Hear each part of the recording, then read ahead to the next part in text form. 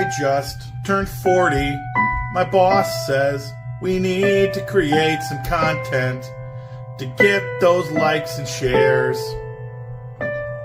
I said, sure, boss, but I'm 40. My content won't compete with the Gen Z brain rot. I'm a 40-year-old man.